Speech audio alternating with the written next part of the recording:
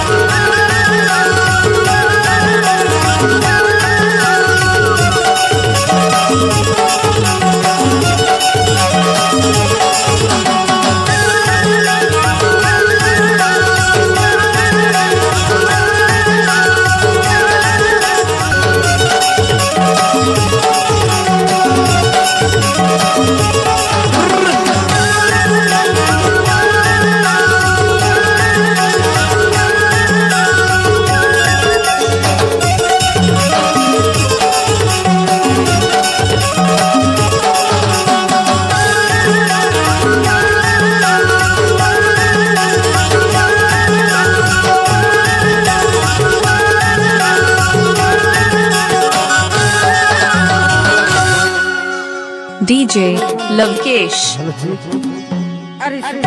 अरे बताना वो ऐसे कहा हाँ ये परंपरा का रीति रिवाज है। सही बात है। हवा में न चलने एक गिरी नारी ना सजा दिलू फूल गजबा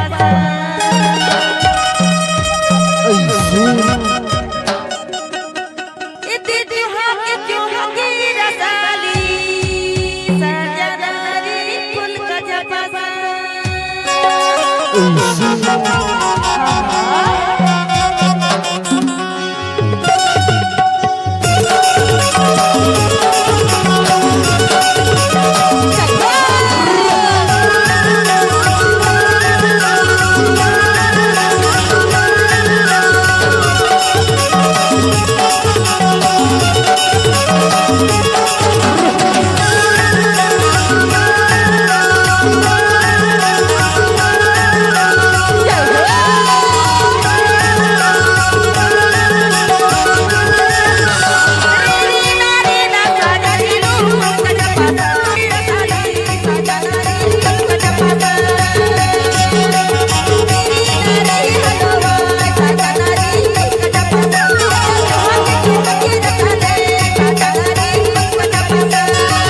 हलवा सजनिया मोरी मोरनिया तोला देखे बनैया तारा से सजनिया मोरी मोरनिया रीरी नारी हलवा सजनिया मोरी मोरनिया तोला देखे बनैया तारा से सजनिया मोरी मोरनिया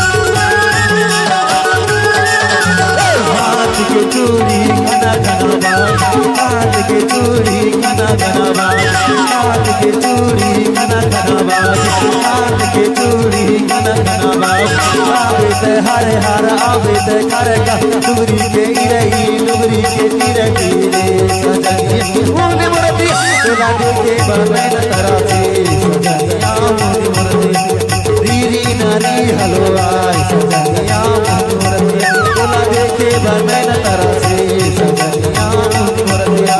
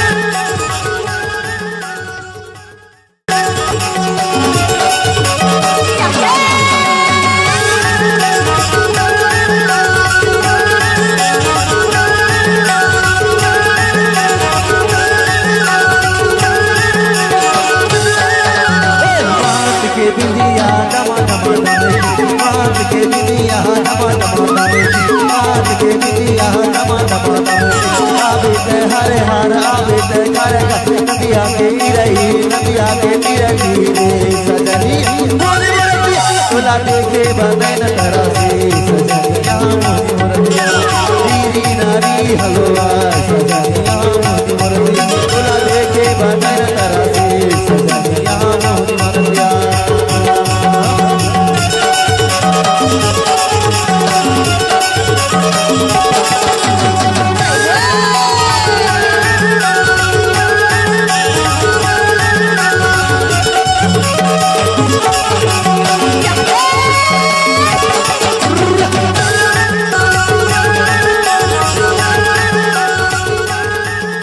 डीजे लवकेश आपका हार्दिक स्वागत करता है।